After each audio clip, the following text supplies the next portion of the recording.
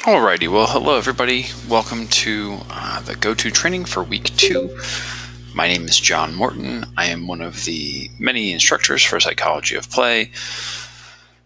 If you don't recognize my name, I might not be your instructor for the class, but don't worry.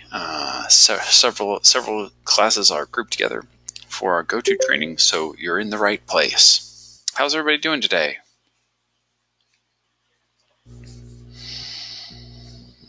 Good, excellent, wonderful. I am glad to hear it. Well, will your teacher be doing one of these? Yes, they will be. All right. Well, this week we're going to discuss some topics from our readings, but we're going to start off with Psychology of Play. And is anyone, for our purposes in the class, if you want, you're always welcome to, send messages to me in the chat box and ask questions there. I will ask everyone to kind of keep that as between you and me as opposed to amongst yourselves, just so that way I can see it, because I can usually see about 3 messages at a time. So if everyone is all chatting at once, it goes by pretty quickly and I might miss questions. But if you have questions, for any reason I miss it in the chat box, you can always raise your hand. There's a little hand icon. You can press that. I can unmute you and you can talk to me through that. Just got to give everybody the options of how we can interact, and that way everybody's questions get answered. I know some people can talk faster than they can type, and some are the inverse. So whatever works for you, I'm happy to accommodate. We'll get it started off though. Positive psychology. I'm sure that some of you have already done the readings or are in the process of doing them and seen positive psychology. It's one of the topics I really enjoy about this class. For all of you, a little bit of background for me. My education is all in clinical social work, and I really enjoy helping people, meeting people where they are and helping them get where they want to be going. So for me as an instructor, this is great. I get to meet students each month and, figure out where they are. And, everyone's usually at the beginning of their program and they're saying, oh, well, here I am. And, here's where I want to go, or here's where I think I want to go. And I get to give everyone, a small bit of preparation and equipment and preparedness for their education and for their careers. So positive psychology falls right in line with that. It is the ever optimistic branch of psychology, and it's a lot of fun. We'll talk about the 2 folks who really kicked off positive psychology. We're also going to talk about happiness, gratitude, perception. So kind of looking at the world through different lenses, which can be revealing and can really change the way that we see things. So the birth of positive psychology, who's who, and here we go. We'll start off with Martin Seligman. And Martin Seligman is one of the founders of positive psychology, kind of came up with that as an idea, along with his counterpart, Mikhail Csikszentmihalyi. That's his last name and how it's pronounced. But right, between the 2 of them, they came up with positive psychology and started implementing that in their practice. So, you look through and what it is and isn't. And I think this is where we get skeptics. People say, oh, positive psychology, that sounds like, loosey-goosey, hippies and fluffy talk. And while it does tend to be more optimistic, there's some science behind it. So I'd encourage everyone, and I'll tell you from my experience that in my younger years, I would have been a lot more skeptical of something like positive psychology. I think that it's really, it's one of the things that until we really put it into practice and we see how it works, it's easy to be skeptical, and it's easy to to kind of write it off and say, yeah, well, if we're all optimistic about everything, of course we're going to be happy. But it's a practice. So the field of psychology, it's not just surrounding pathology and weakness and what's wrong with people. Positive psychology kind of asks people to look at what's best in each of us. What are our strengths? What are our values? What's good in each of us, and really to examine that. And I think, I don't know if everyone has seen this yet. I just saw it today, which I'm old, so that probably means it's been out on the internet for a while. But it's a man, and he's talking with the young lady, and they're up on a stage. I think it's actually maybe a preacher or something along those lines. It's doing its rounds on social media right now. But it's a man, and he has a money in his hands. I don't know exactly the denomination, but he says, do you want this money? And he hands it out to the young lady, and she says, yeah. So he throws it on the ground, and he stomps on it and kind of proceeds to make a scene of stepping on it and kind of grinding it into the ground. And at several intervals, he asks, the girl, says, do you still want this? And every time she says, yeah. And at the end of it, he says, makes the point of saying, do you still want it now? And she says, yeah. And he says, just because, it's bumped and bruised and hurt and injured and damaged, it still has its value.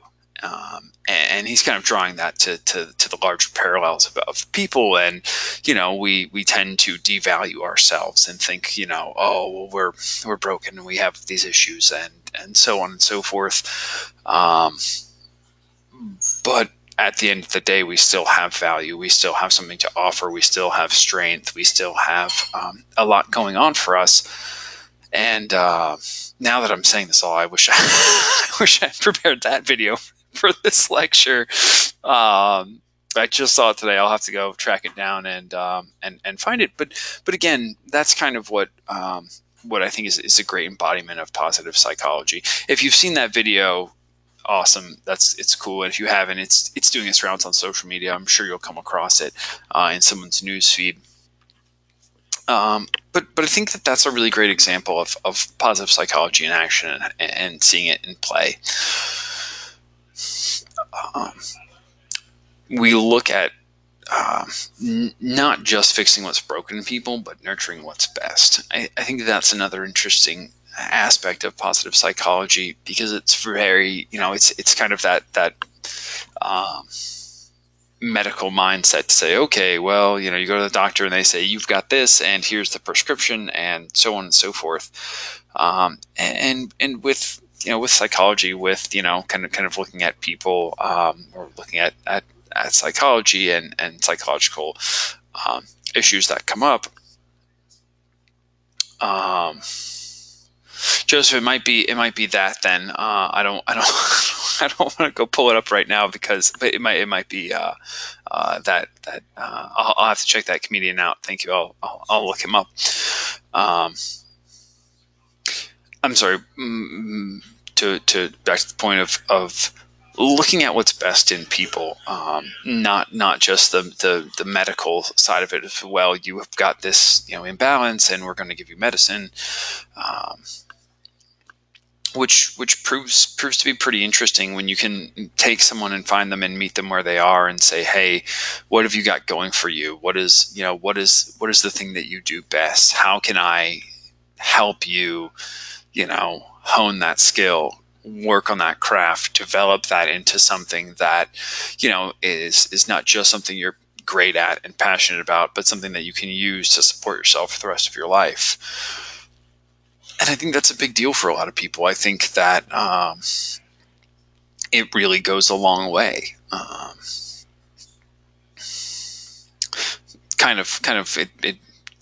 That that description kind of straddles the two points about, psychology is not just a branch of medicine concerned with illness or health, and that it's larger. It's about work, education, insight, love, growth, play. We really want to see people do well. Me as an educator and as someone with a clinical background, I want to see people be happy. I want to see people thrive. That's what makes me, that's what brings me joy in the world, is seeing other people and think, wow, you're loving your life. You're living your best life. You're happy with how things are going. And it doesn't have, it's not about me, but knowing that I had some small part in that is really rewarding. And I think that's an interesting viewpoint to take when we look at education, we look at our instructors. I think that especially here at Full Sail, it's nice to know that our instructors are not just there to teach us and educate us, but also there to advocate for us. They want to make sure, they might be hard, and that's so someone who cares about us, and it does not necessarily mean someone is going to be easy on us. A lot of times the people who care the most about us are the ones who push us the most and want to see us perform at the highest level. And I think that when we, relate to faculty that way, and we relate to, when faculty relates to students that way, I do everyone, I do everyone a disservice if I say, yeah, you don't have to try that hard. You can just kind of skate and not pay attention. And, I'm not serving you well as an instructor, and I don't think I've done my job well if I've let you kind of, get a free pass. The last point says positive psychology is not based on wishful thinking or fads. Instead, it applies the best aspects of the scientific method to the unique problems human behavior present for those who wish to understand and in all its complexity.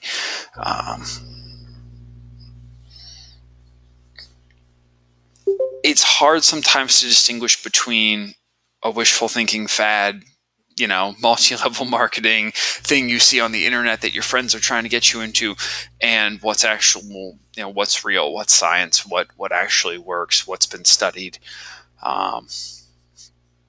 And I think that's why I think we have people who, and why I would have been skeptical in the past. I'd be like, yeah, okay, great. We all just, be happy and think about what's best. And it's not to say that positive psychology completely ignores the fact that there are issues and that there are problems that need to be solved.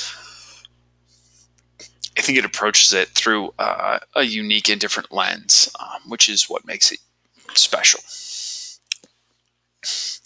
If you haven't done a character strength survey, I'd recommend doing it. I believe it comes up in the readings this week. I think that it's nice to stop for a minute and think about what matters to us and why those things matter to us. It's very easy to just kind of go through life and say, well, I'm doing this thing, and I'm here's the next thing on my list, and I've got this to do, and I've got that to do, which is fine. It's how people go through life. But sometimes it's important to take a step back and say, hey, does this actually matter to me? Is this actually an important thing? I find myself doing this sometimes, every now and then, and this is not to make anyone feel any particular way. I'm just telling myself in this situation. I'll find myself playing a game on my phone, a cell phone game, some kind of I'm trying to think of a good example, something in the lines of like a Candy Crush or some other game where you just kind of sit and grind away at the game, and nothing really happens, but I find myself dumping hours and hours into something, and then I stop and I say, I feel very invested in this, and I have no idea why. And is this aligned with my strength as a human being? Is this aligned with the core of who I am? Is this something that's helping me? Am I growing? Am I learning? Am I developing by doing this? And if I can answer yes, then great, cool, wonderful. And if I answer no, I say, you know what? Maybe this isn't the best use of my time. Maybe I'm, drifting off a little bit. Maybe I'm not I'm not making great use of my time. I could be doing a better job with it. And then I can reassess, and I can change course, and I don't have to feel bad about it. I don't have to say, oh, why did I spend that time, or beat myself up about it. I just say, hey, time for a little bit of a course correction, and move on from there. Antonio says, it was for play. You may need to manage your time better. Yeah. If it was for play, you might need to manage your time better. Yeah. Absolutely.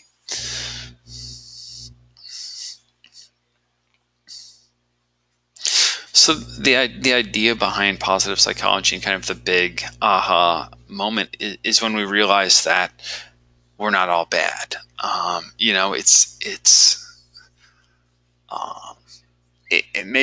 This may have changed. This may be different now than it was for me growing up. But a lot of times people give us.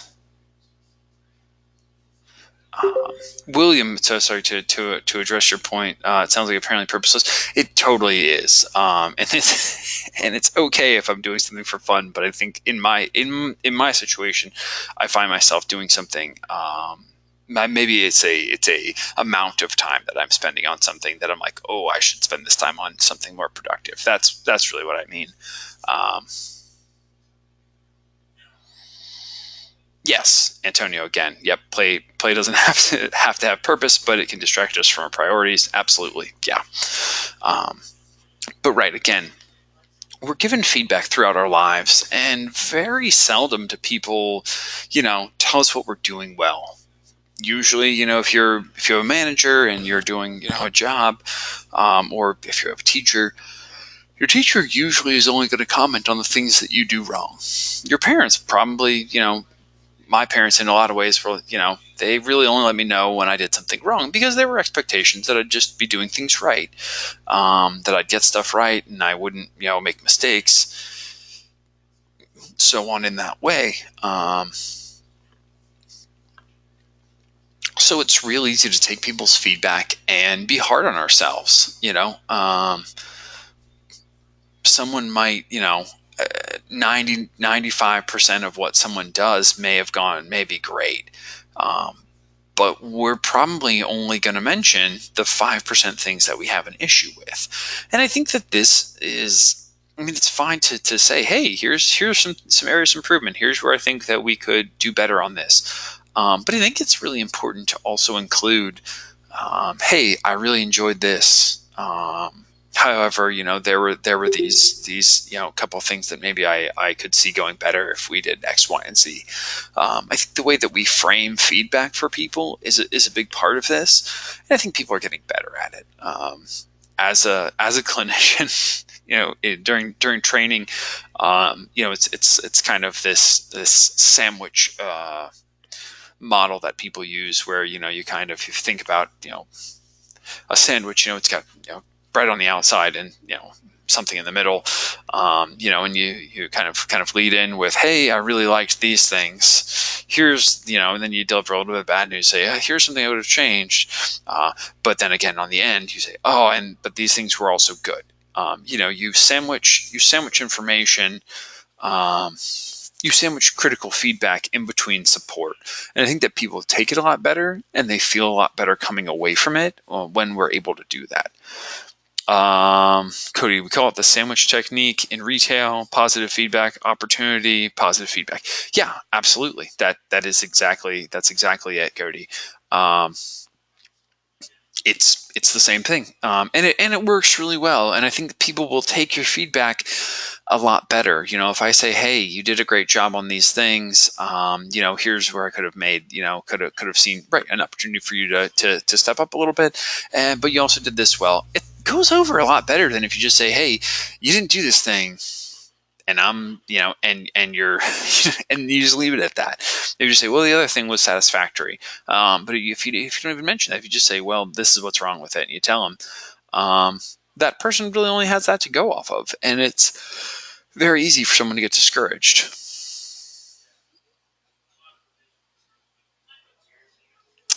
Are you talking about RISE model feedback, Antonio? Is that what you're? Yeah, okay. Joseph just jumped in and answered. Yes, RISE model feedback. Yep. That is a great, yeah, we use that kind of throughout the education system where you're going to see RISE model feedback. I think that what's nice about RISE model feedback is that it really is, it's directional. It gives, it's because it's easy to fall into a situation where we just say, hey, I liked what you said. I agree with you. Something like that, when there's nothing wrong with liking what someone said and agreeing with them. But if that's all that we say to someone, it's not really going to be helpful for that person. They don't grow out of that. All they do is they get reinforced, which is fine. They might be awesome and they might just, that's good. But being able to provide some meaningful feedback for people is really useful for them. I'm glad you enjoyed the RISE model. That's good to hear. Yeah, it does, and that's the idea, Jonathan. Is that it's intended to make you push a little bit further and give a little bit deeper feedback. Chris, just everything we do, if we practice giving feedback, we get better at. Absolutely, and yeah, and it's engaging. It provides critical feedback and engagement. Absolutely. So right. The idea that we're not all bad. We have a lot of good stuff going on with us. It's interesting. And to shift gears and jump over to this concept of, does money equal happiness? And this, I'm very curious to hear your answers. So feel free to jump in if you want to talk and elaborate on this. Antonio says no. Chris says no. If anyone wants to jump in, I can unmute you and you can discuss that at length. Not necessarily, Jason says. Jordan says no. Not exactly. Absolutely it does. Okay, there we go. I knew we'd eventually get someone who was on the other side of this. No, but it does make things easier, says Calvin. James also says no. Money would make me happy. Andrea, all right. Not true happiness. It contributes to happiness, but is not happiness in its entirety. Okay. Does anyone want to elaborate on their statements? I'll happily unmute you and hit the hand raise button and I'll get to Joseph. I saw you first. Let me find you on here, Joseph. There we go. Please, Joseph, go ahead. Let me do a mic check real quick. Am I too loud? I can hear you just fine. All right. There's a little meme thing going around on Facebook. It's a little bit vulgar, but it's like, money doesn't make happiness. And then somebody comments on it and they're like, actually money would actually solve 99% of my problems. Unfortunately, in the way that the world currently revolves, money allows you to do a lot of the things that, make people happy, because everything costs money. Be it going to the park. Well, when you're done with the park, you usually want to go grab a snack or something. That costs money. It takes gas to get places in your vehicle, unless you've got a bike, but that bike costs money, right? Pretty much every activity, whether it's a video game or TV, everything costs money. So unfortunately, the way that the world does revolve, money is a big part of happiness. All right. Yeah. Thank you for sharing. I appreciate that. All right. Does anybody else want to jump in? I see a couple more. Dwayne, I see your hand is up. I'm going to unmute you. Go ahead, Dwayne. All right. Can you hear me? I sure can. Awesome. All right. I believe it's a matter of priorities with regards to money. A lot of the times it's just like he said, money is kind of how you get most of things done in life. But there are several examples where things are taken care of, things are handled without the use of money. And when I say that, I mean, there are people that don't work. There are people that are living entirely off of the grid and they're satisfied with their life. That money is only a vehicle to get you to where you want to get. And without that money, you would have to find another way to do it. And there are other ways to do it. So it's just a matter, you work for the money in order to take care of your family per se, but it's not the money that's making you happy. It's the fact that you're taking care of your family that's making you happy. If you get where I'm coming from. No, absolutely. Absolutely. I appreciate you sharing. Thank you. No problem. All right, Calvin, looks like your hand is also raised. I'm going to unmute you. Calvin, are you there? Do you have a microphone? I have an indicator that looks like you might not. There we go. Maybe you do now. Calvin, are you there?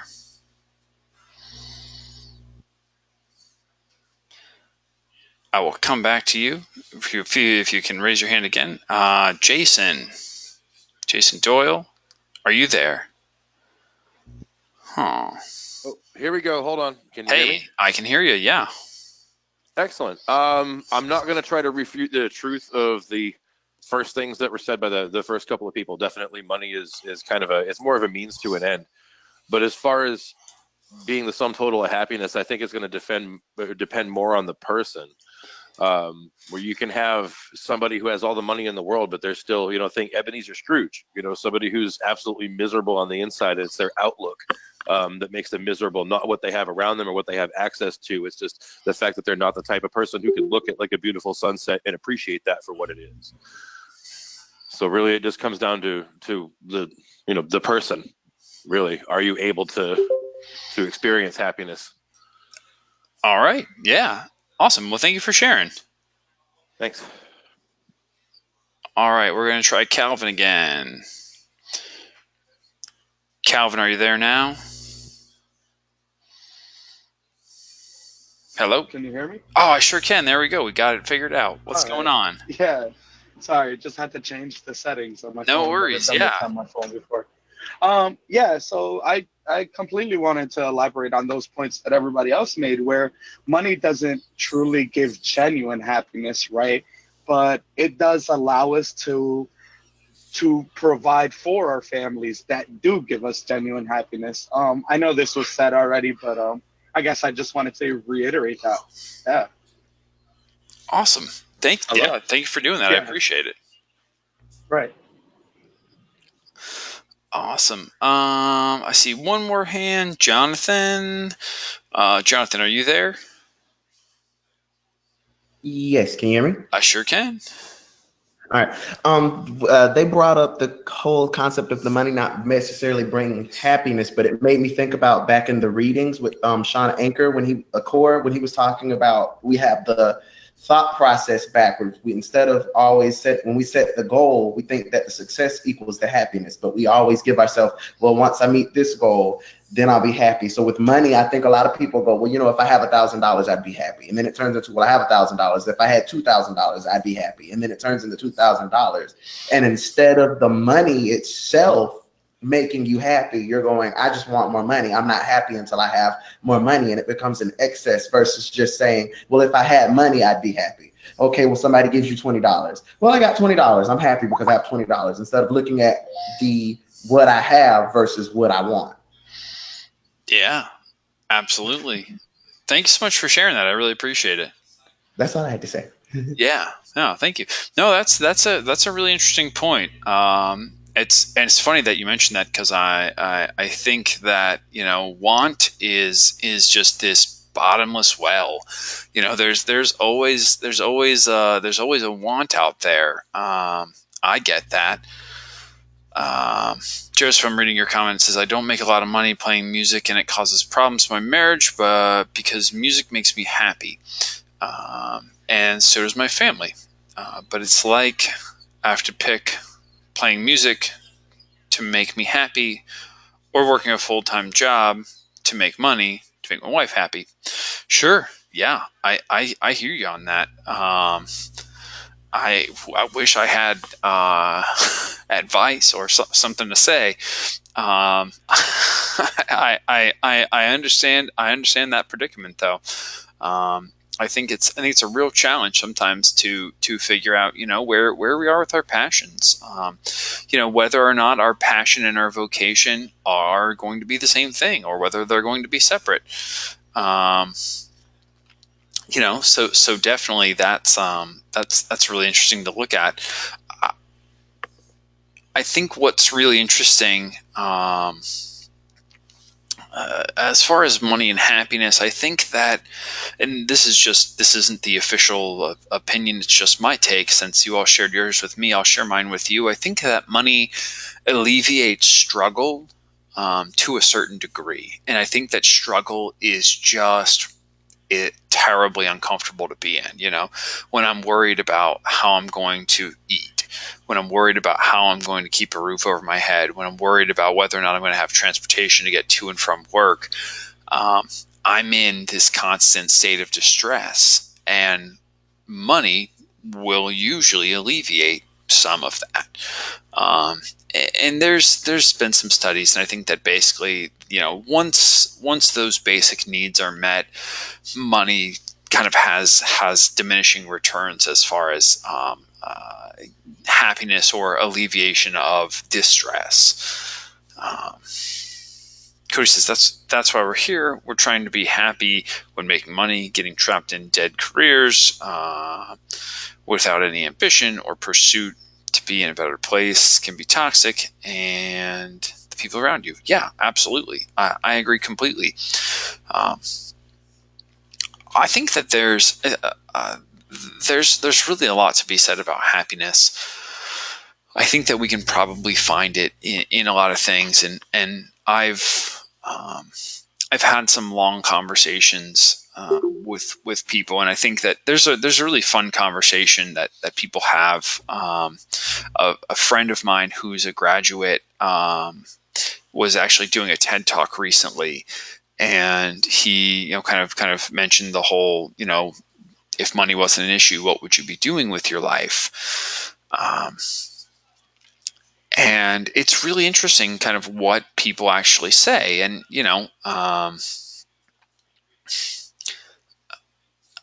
I think that, right. Just kind of thinking about what we're actually passionate about, what gives us purpose and meaning. What are the things that you would be doing? If you couldn't make money at something, would you still be doing it?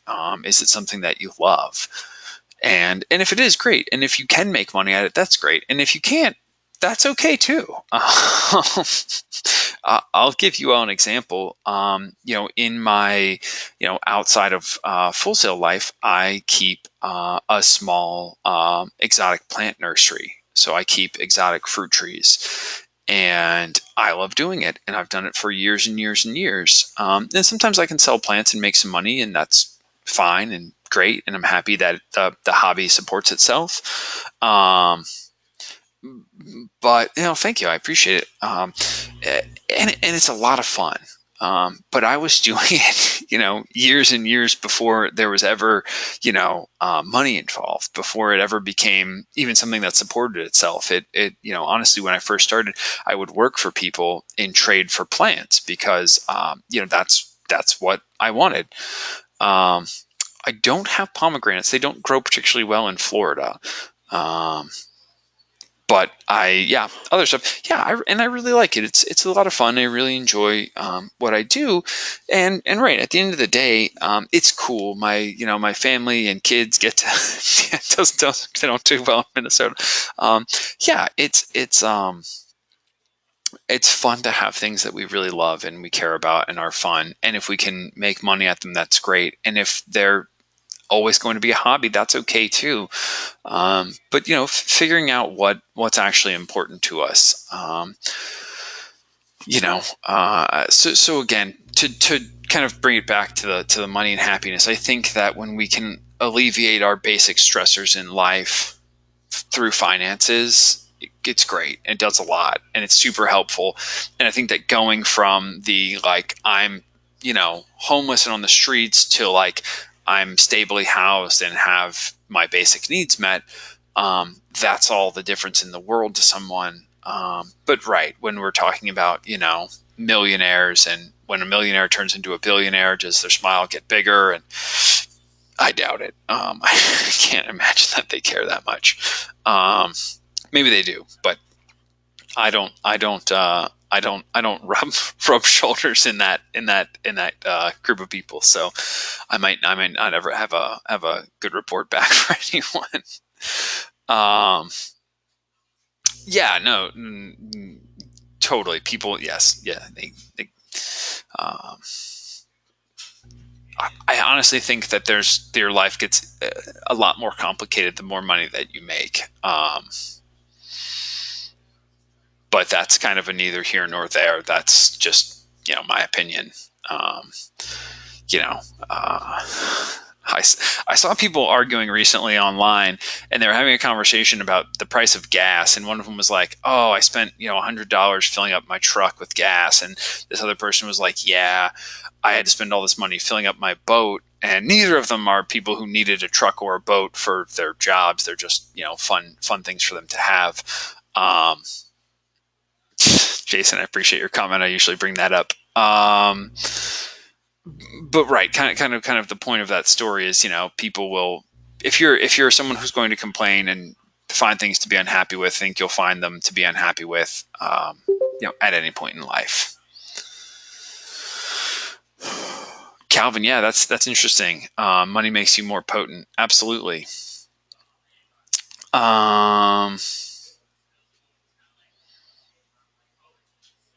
All right, I'm going to move on. So we have happiness advantage, and this is a really interesting one. It says if you can raise someone's level of positivity in the present. Oops, I went too far. Oh, goodness. If you can raise someone's positivity in the present, you can change someone's happiness advantage. And kind of what that amounts to is that a positive brain performs better than a neutral or stressed brain. You get approximately 37% more productivity out of it. Your creativity improves, intelligence, performance, all that stuff you're doing better. You're getting better results when you're happy. And I think, some people have probably had this experience when you're working on something, maybe you're working on something with your friends or with a team that you really like, and you're like, wow, it seems like, time flies. We're getting everything done so fast, because you are getting everything done faster because you're more productive. When you're enjoying what you're doing, when you're happy about what's going on around you, it's easy to work. When you're miserable and you hate what you're doing, time drags on forever and everything takes longer than you think it will. So, fostering and facilitating a level of happiness is really good for work and the workplace, which is why you'll see it more and more. Businesses, companies, organizations are saying, how can we get our workforce to be happier? How can we keep them in a better state of mind? How can we make them enjoy their jobs more? And so on and so forth in that way. So the model they use to describe this, Joseph, a happy worker is a productive worker. Absolutely. The PERMA model, positive emotion, engagement, relationships, meaning, and accomplishment. Those are the pillars of the PERMA model. So when we look at positive emotion, it says positive emotions are an essential part of our well-being. Happy people look back on their past with gladness. They look into their future with hope, and they enjoy and cherish their present. I think there's kind of a lot to be said about that.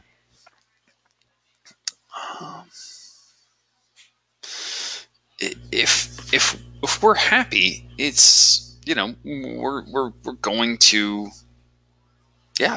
have a lot more joy in our lives. We're going to be optimistic, and we're going to be glad. Antonio, to comment on your point, I agree. The statement was that really goes back to sustainable wages to help people have less stress about money and be more productive. Yeah, I'm 100% in favor of that. I think that paying people living wages is essential. If you want people to do good work, you really need to get having financial stresses is having a stressed employee won't help them be any more productive. So right, if you can alleviate their financial stresses, you're definitely going to have a better, more productive workforce for sure.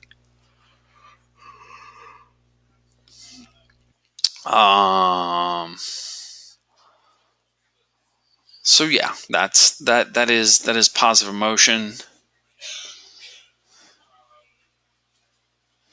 All right, so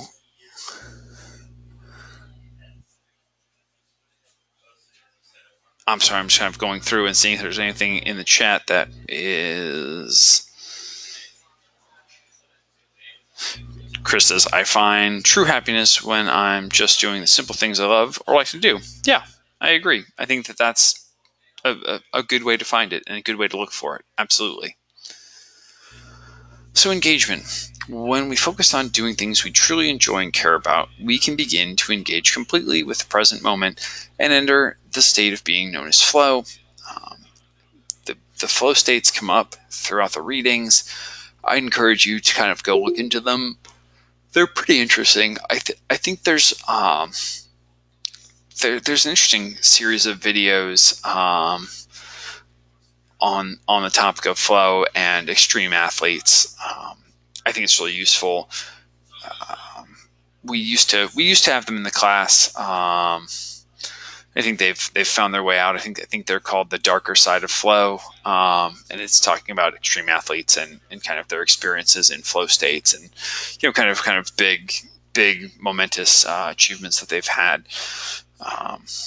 But right, being engaged fully in something is just that. It's engaging. Joe Rogan talks about that. That does not surprise me. Joe Rogan seems to have a lot of things. Seems going to be on the ball about with a lot of topics that I think are pretty interesting.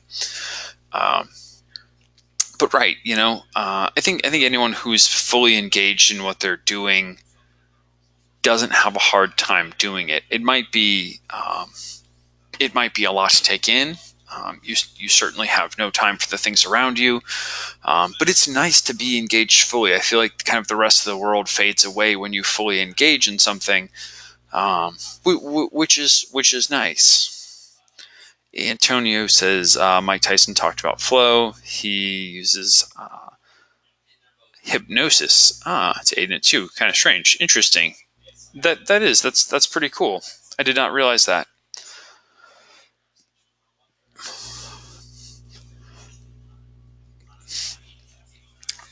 I think that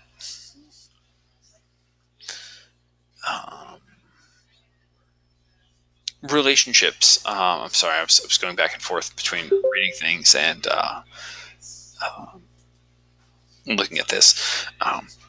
Relationships are important. I think that it's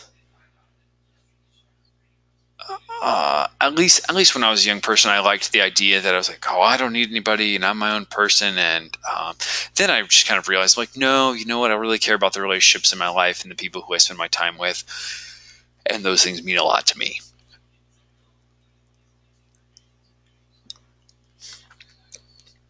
So it says we enhance our well-being and share it with others by building strong relationships with the people around us, family, friends, coworkers, neighbors. I think there's a lot to that. I think it's really important to have deep, meaningful relationships, however those look, whatever those are in your life. They really are, at least for me, kind of the things that sustain me. I know that my friendships mean a lot to me, that the people who I know I can count on, who I can see on a regular basis, they really make, they are bright spots in my life, and I enjoy and appreciate them. Having meaning in life, I think this is one of those things that really can be important and can really be a huge engine to drive us as we move forward on a path. It says we're at our best when we dedicate time to something greater than ourselves. It says this might be religious faith, community work, family, politics, charity, professional or creative goal. I agree completely with that. I think when we know we're doing meaningful work, it's really important to us. I think everyone wants to, leave leave a legacy, like leave something behind, and know that they had a positive impact on the world.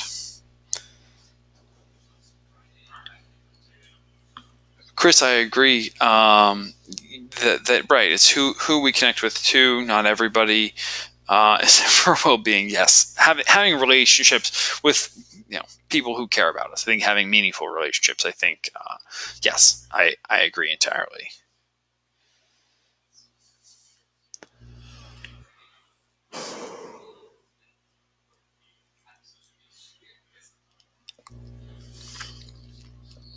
Looking at accomplishment, I think everyone probably has a trophy or a ribbon, an award, something like that, floating around their house. There's something that they're proud of having done.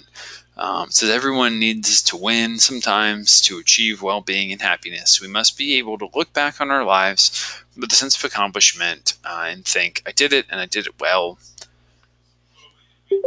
I tend to agree. I think that the one of the toughest things is that far too often we look at the rest of the world to measure and evaluate our accomplishments instead of just being able to stop and acknowledge and say, hey, you know what? I did really, I did something I'm really happy about. I'm really fond of this work that I did. I feel like I did a good job. I'm proud of myself. I think especially in the social media spectrum of things, we do something and then we post it on social media and we say, oh, I want validation from my friends or peer group or whoever it is, and I'm just as guilty of this, with fruit trees. Everyone posts pictures of their fruit trees, and everyone they want people to comment and like them and things like that. And yeah, I think people do they want some validation in life. I think it's important to be able to be happy and content with the work that we've done, but sometimes we want external validation.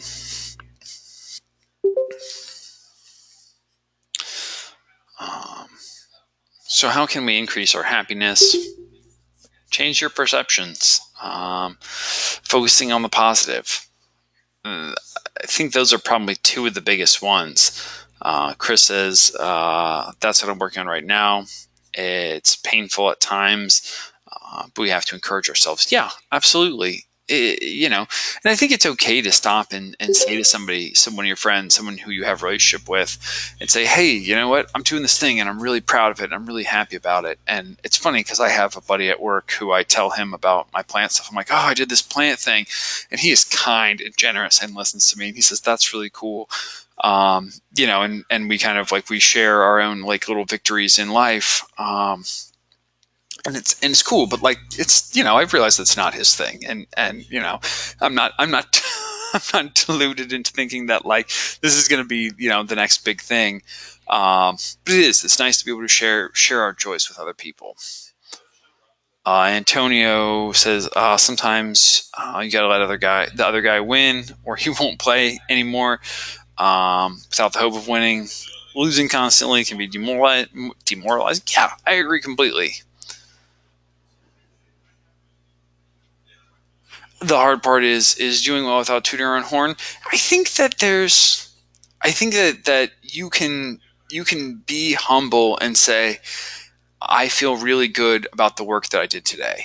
I think you can say just that, hey, I'm really happy with how this went. I think that I don't think it's necessary to beat on your chest and tell everyone how you're the king of the world and so on and so forth. I think that I really respect athletes when they score, make a touchdown, kick a goal, whatever it is, and they're just kind of humble about it. They're like, "Yep, I'm happy that I did that. That was great." I think a humble celebration is hey, that's really cool. I appreciate that they didn't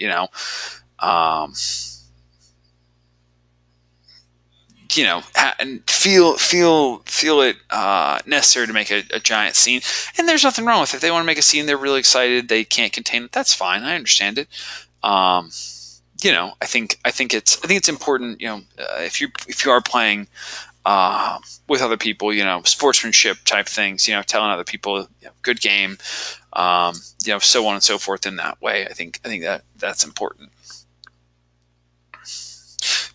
Yeah, Jason, I agree with that. There's a difference between being happy and proud with yourself and bragging about it. Yeah, absolutely.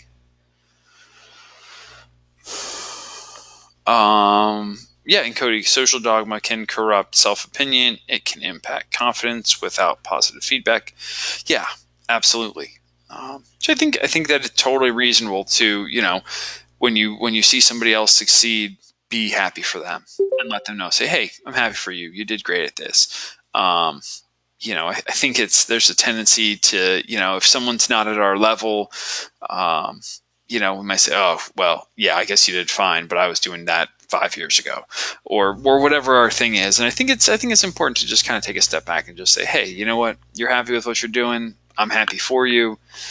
That's what it's about.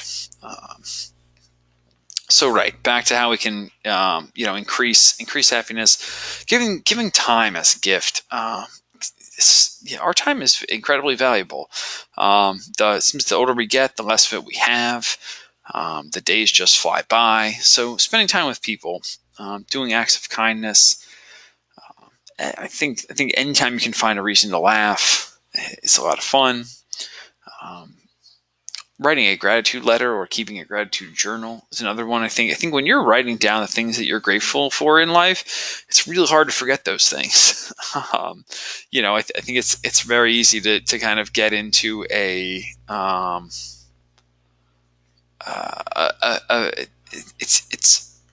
it's easy to fall away from our gratitude when we're not thinking about it on a regular basis. But when we put pen to paper and we write about it, it's there. Absolutely. A full heart of pride never quits. Yeah. Okay. I like that. A heart full of pride. I may have said that the wrong way. Yes. Volunteering. Anytime you can share your time, your efforts with other people. Practicing your strongest trait each day. I think this is a really good one. I think that when we know what we're the best at in life, the thing that we do the best, or hopefully we have an idea of it. Practicing that thing, taking time and saying, hey, you know what? This is one thing that I feel pretty good about my ability to do. I'm going to go, work on that a little bit more. I think that's a really awesome thing to do, and I think it can be very helpful, and it can be kind of right, an encouraging kind of boost that sometimes we might need.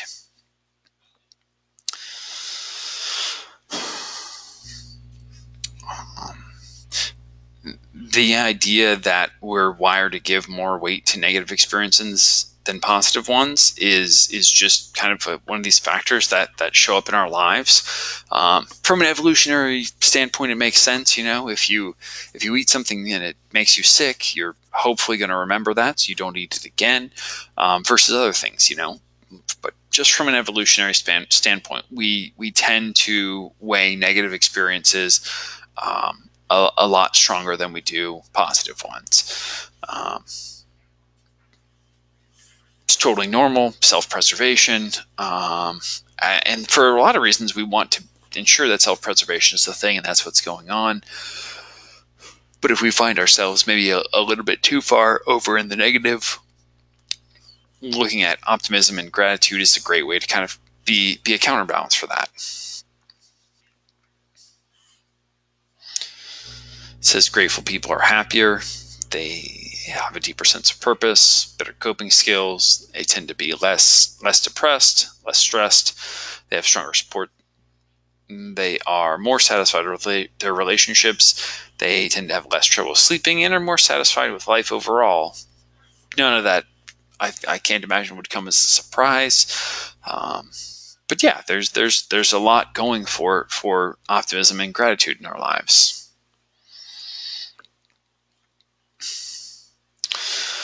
I think these are really good ideas for not just for this class and for this topic, but for life in general.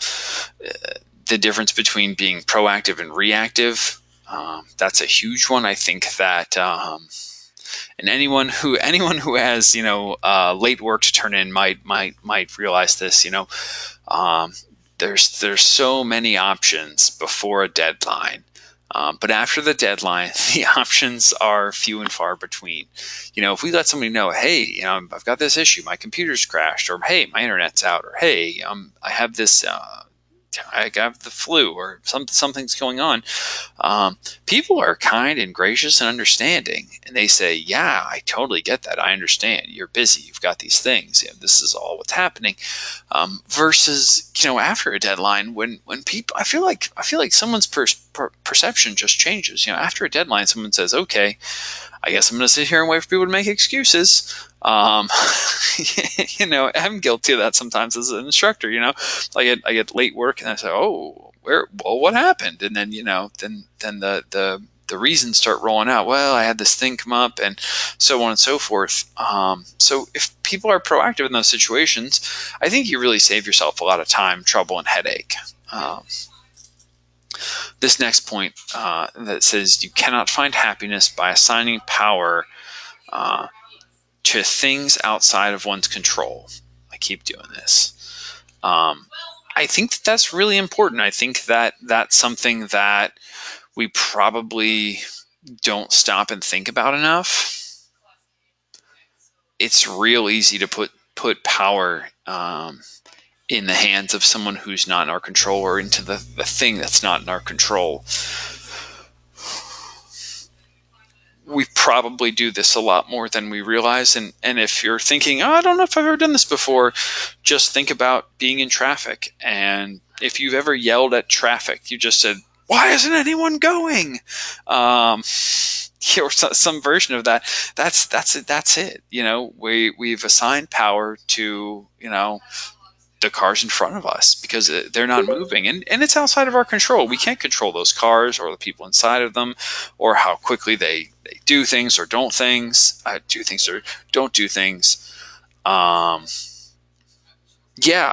think that's a great point. The be optimistic, never say I can't, only I can and I'll try. Yeah, absolutely. I think that's a great mindset to have. Yep. Yeah. Antonio says, give it to God, takes the stress away, allowing happiness to take hold, but otherwise totally agree. Yeah. It's like delegating a task to someone that isn't trained to complete it efficiently. I think that, right. For the same reason, Cody, you wouldn't give a task to someone who you didn't think could handle it. But a lot of times we'll be sitting there and we'll be thinking about, something that's going on in our life, and it's totally outside of our control, but it's also keeping us up at night and eating our lunch, and it's got us mad and frustrated, and we're like, oh, I don't like the way these things are going. I don't like what's happening here, but we can't do anything to change it. That's we do what we do, and after a certain point, we have to say, hey, it's out of my hands. I don't have any control in the situation anymore. I really need to take a step back and let it go.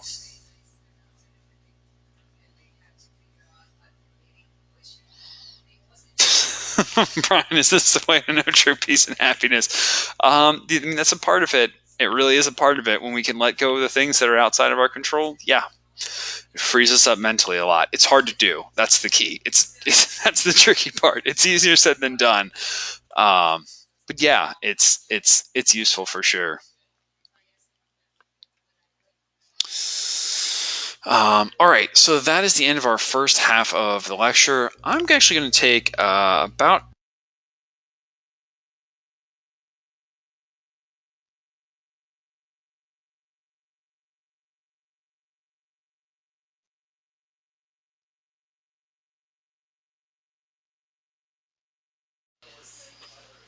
All right, hello and welcome back. So we're going to be talking about your brain on play, how play affects the brain, neuroplasticity, and what forms of play are best for our brain. So we will just jump right into it. We'll talk briefly about the parts of the brain. I think that having a very rudimentary kind of idea of the parts of the brain, how they work is important. But it's all pretty basic. So we have the oldest part, the reptilian brain, which is your oldest, kind of in charge of the basic human survival. The limbic system, or middle brain, it's mostly where our emotions are handled, and then the neocortex. It's the newest and the kind of higher brain, where we think about our specifically human functions that happen there. So, right, the reptilian brain is the brainstem and cerebellum, breathing, eating, sex, heart rate, things like that, all controlled back there. They call it the reptilian brain because, right, it is the functionality that all reptiles have, and kind of the minimally necessary brain. The limbic system is where our human rewards, emotions, memory, value judgments, all of that is contained there. Again, you kind of look at the progression.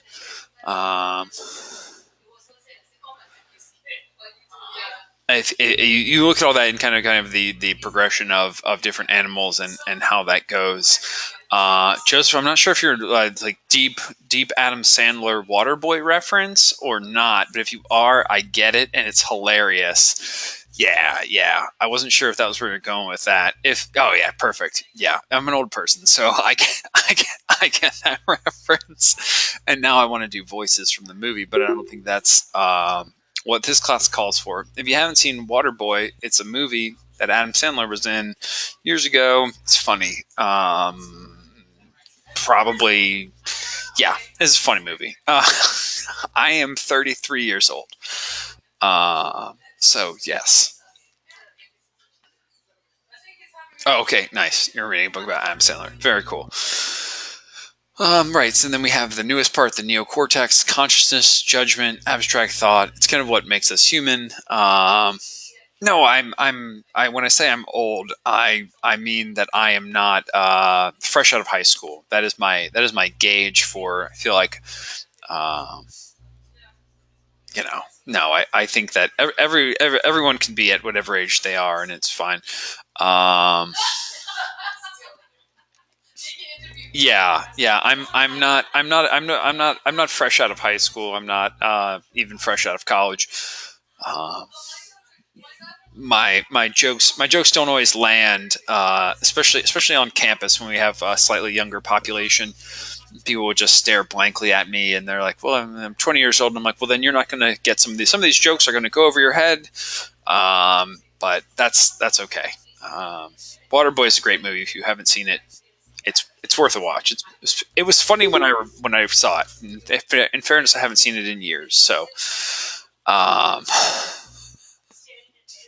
there we go. So right. No, everyone's good. I appreciate the humor. I'm glad some people are getting the joke. So we're gonna talk about neuroplasticity. That's kind of the next thing that we look at. Neuroplasticity is the way that our brain changes and develops over time. If you go into the material section, I'll finish this and then we'll go watch a video together. But so you look at this, and it's kind of an artist renditioning of synapses in the brain and how they work over years. But you have like a newborn baby, and there's not a lot going on as far as their synapses. They don't know very much stuff. There's not a lot happening. At 1 month, they're kind of slightly more advanced. There's a little bit more going on. At 9 months, there's a lot. They're learning all these new things. There's a lot of stuff happening. At 2 years old, they're just a ton of those synapses, and it's really, everything is important and everything is being learned. And then as you get to be an adult, you start to get into your paths. You do the same things. The paths are well worn. The neural pathways, very well worn. It's the same things. We do the same things over and over again. we go to work the same way. You know, we probably know the same things that we do. You know, for our jobs. You know, kind of so on and so forth in that way. Yes. Dana, is it Dana? I unmuted you. Do you have your hand up? Are you there? I saw a hand was raised. Yes, I'm here. Can you hear me? Hey, yes, I can. What part of the brain specifically is affected by play? That is a complex question, or that is a complex answer. We will get into it in a video that comes up shortly. But all of the brain is the shortest answer to that question. What about specific parts of the brain? When I was young, I had a stroke and they took out part of my brain, and I've noticed that my imagination is different than it was. Interesting. I can honestly say that I don't exactly know how taking out a part of your brain would impact that because I mean the short version, and again this will come up in a video that we're going to watch in a couple minutes. It talks about brain like experiments, and they experiment on rats with and they remove parts of the brains of rats, but they can't get the same body of evidence with people because no one, unless there's a really strong case for giving brain surgery to a child or a person at any age, they wouldn't do it for experimental purposes. Is the short answer. So the body of evidence is a little bit smaller. I can tell you right now that's not true. Mine was an experiment. No, I'm sorry. I don't mean that it wouldn't be done. You may have had experimental surgery, but just for the purpose of research and development, they wouldn't take otherwise healthy, non-problematic brains and perform brain surgery on them. Does that make sense? Yes. Yeah, that's what I meant. I'm sorry. Maybe certain like parts of the brain, certain sections of the brain controlled different parts of play or different areas of play.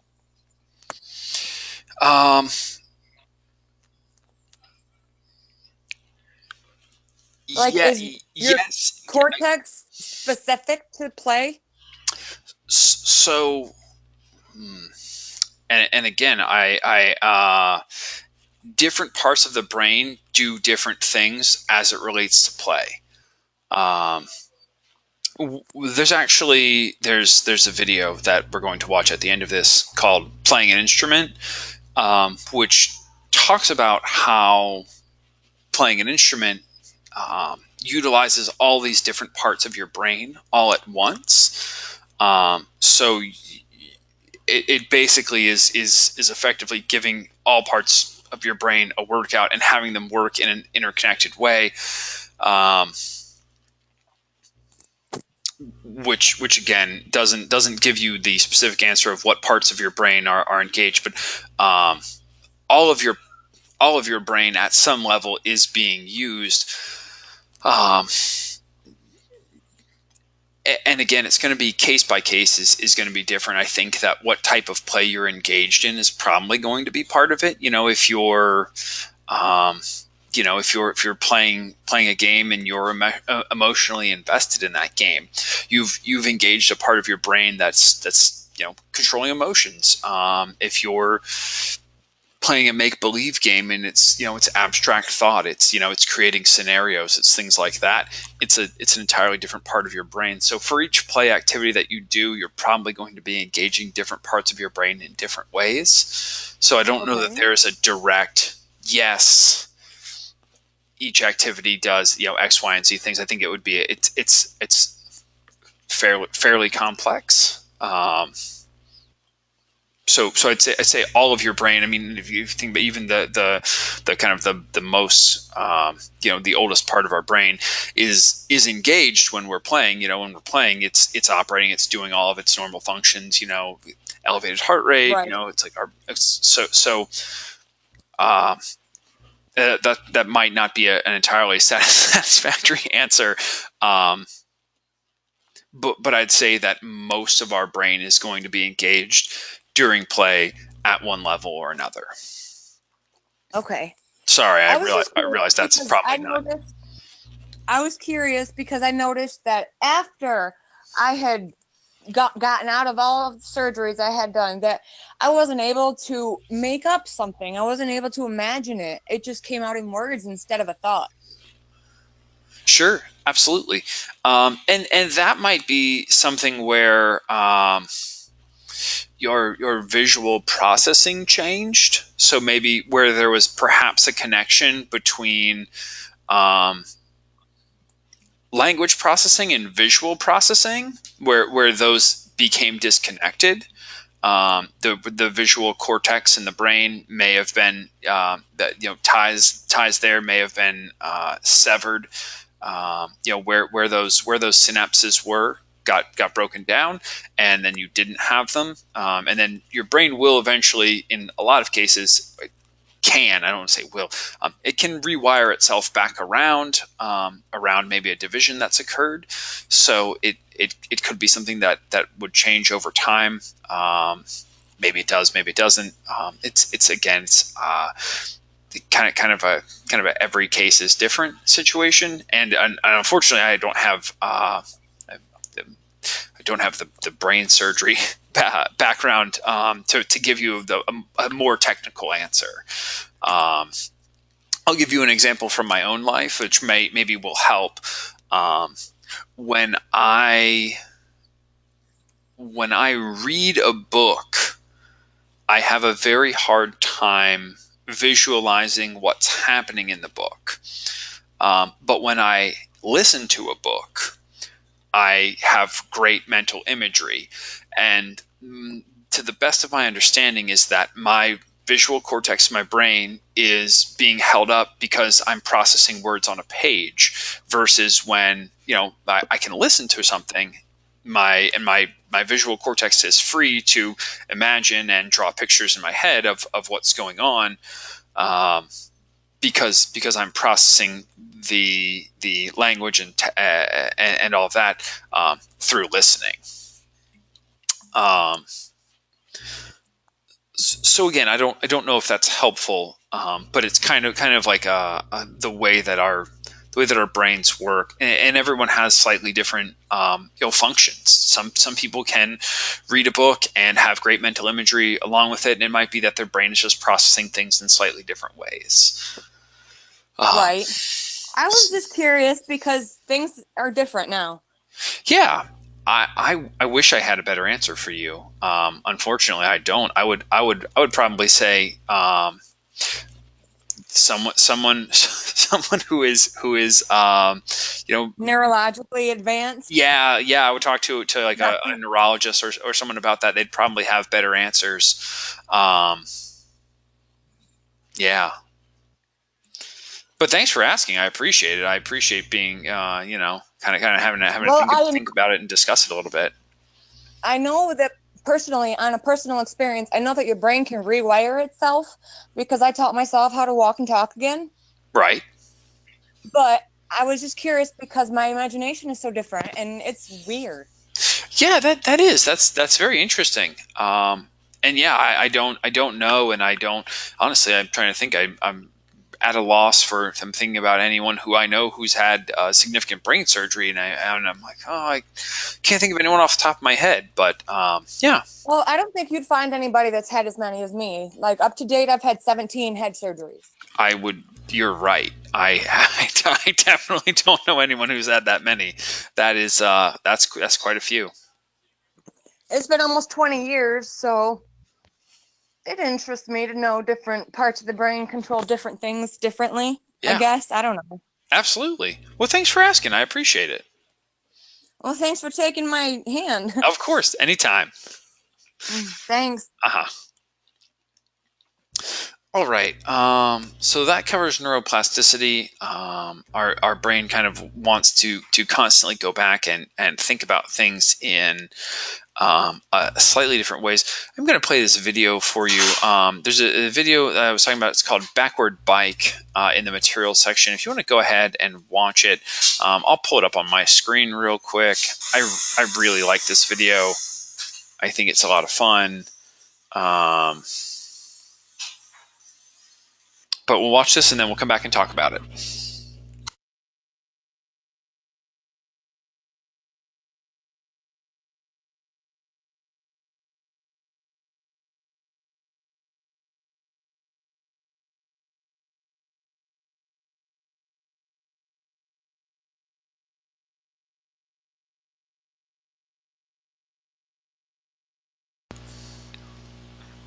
My audio will not play through for this. You may have to load this on your own screens.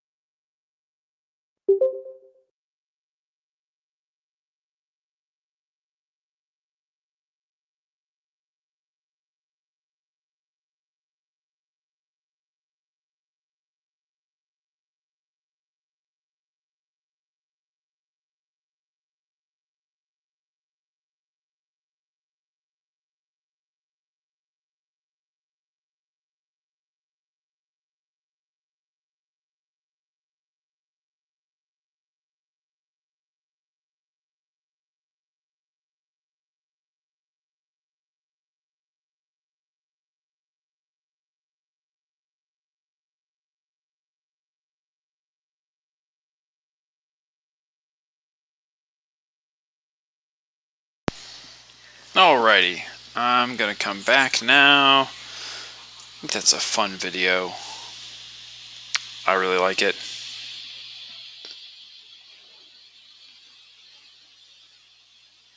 Oh, I'm sorry if someone was having an issue with the video.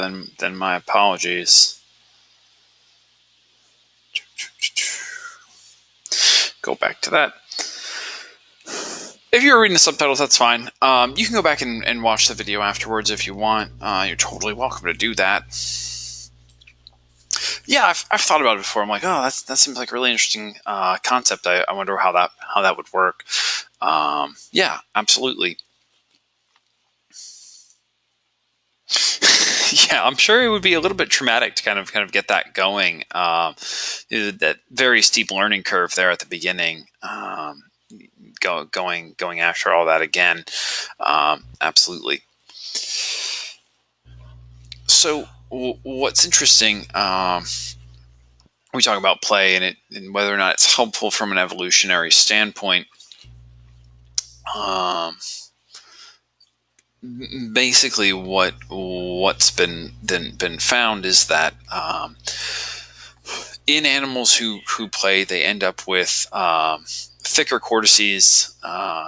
They do better on mazes. They have a higher level of brain-derived neurotrophic factor, which is effectively it's the kind of it's the oil, if you will, of the brain that basically it makes sure that our synapses are working. It helps with establishing new synapses and keeping the ones that we have going and doing well. But so basically, all that to say, play is helpful and useful, and it's good for our brain. It's kind of like the maintenance of our brain when we go out and we play and we have fun and we do something we enjoy. Our brain ends up working better.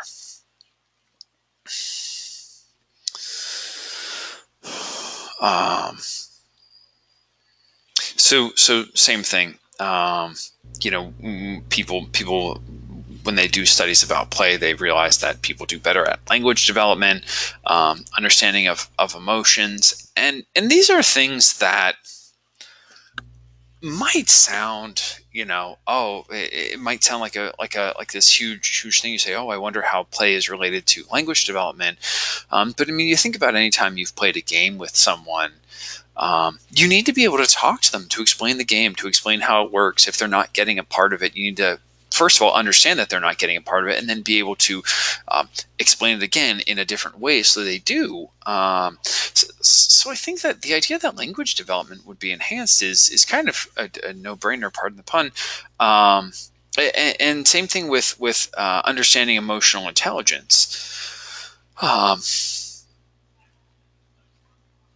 When we play a game with someone, and whether they're winning or losing, we get an understanding of how that person's feeling. Anyone who has played Monopoly, even once has may have seen a Monopoly board get flipped over, because people take a game pretty serious. They get upset, they get frustrated. You see a full range of emotion in people when they're playing something because they're emotionally invested in it. Is there any correlation between perhaps a person that is a professional bike rider and a certain brain functionality that would increase the likelihood of learning to ride the bike? I don't know enough about professional bike riders to answer that question. So I don't think I can give you a satisfactory answer, Cody. My apologies. So right, we have another video. Is the rat tickler video, which has a silly name, but is pretty interesting, but kind of goes into this. So again, we're going to go back into our materials section, scroll down to the rat tickler video, play that video, and give everybody a minute to get that queued up, and we'll watch that.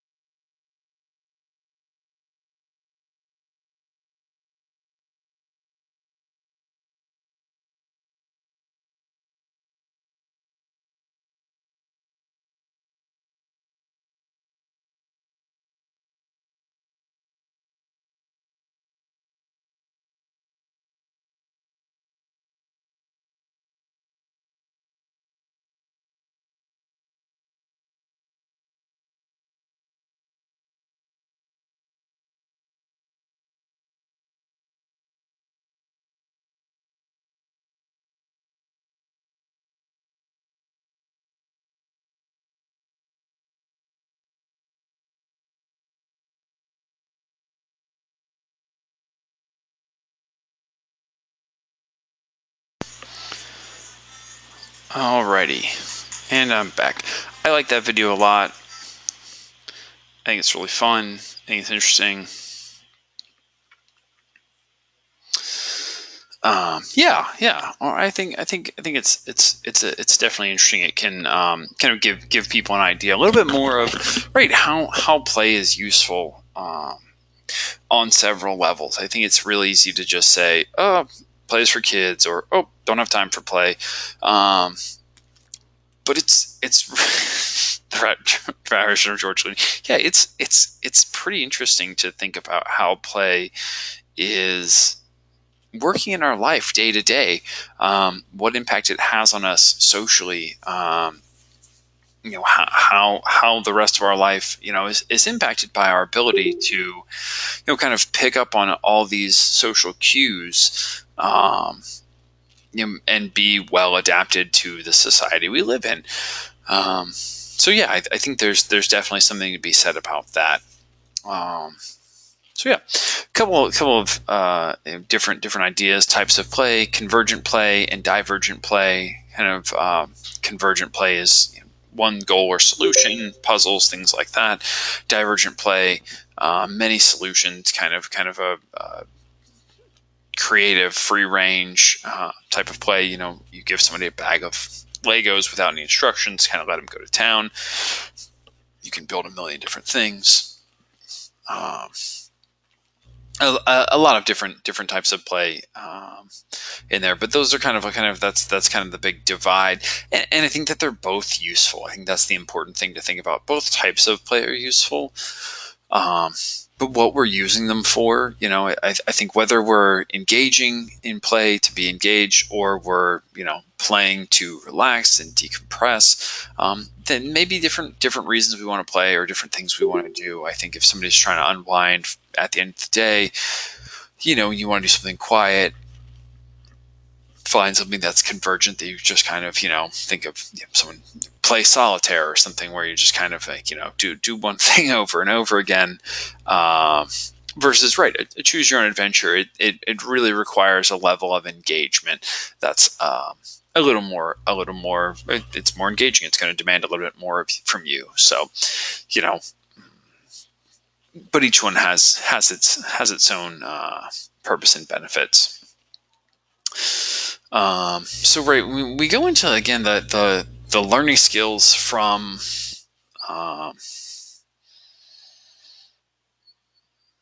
the learning that we achieve from play can help us out a lot in life. We look at symbolic and pretend play, and it's no surprise that we increase our language skills, our interpersonal skills, because we're practicing our conversations. We're practicing interfacing with other people. We're practicing situations that we might find ourselves in, and then when we do find ourselves in those situations, we, lo and behold, are better at handling them, better at dealing with those things. Like I said, divergent play is going to enhance creativity, problem solving, will likely result in better academic performances. Free play, again, it's useful, it's nice, it gives people a sense of freedom. No structure or imposed rules. For most types of play, it's reasonable, especially if it's something that we're just kind of taking a break. We want to get a quick break, have some fun, and then come back to stuff. A 20-minute break is kind of that ideal sweet spot. Get up, go for a walk, get up, play a quick game, get up, go read a chapter of a book. Whatever it is, 20 minutes is usually enough, though, to get us distracted, kind of reset the brain, and be able to come back to something and focus again. So that time frame is useful and important. So we go through, kind of the forms of play that are good for our brain, or best for our brain. I think that it's all good for our brain, but some of it is a little bit better. Chess is a great example. You look at something like chess, and I have a couple of chess players in the office. But I keep doing this. Oh, wrong way. There we go. But chess is engaging us in different ways. we're using different parts of our brain when we play chess, and right, it can be mentally very demanding. Music, same thing. As promised, there's a video. What is it called? Playing an instrument. That's the video. But playing an instrument, right, it engages different parts of our brain, and can, again, be very demanding, but is also very good for our brain. I'll play the video. I'll play it on my end. You can play it on yours as well, because again, my sound won't come through. And we'll get back together for questions at the end.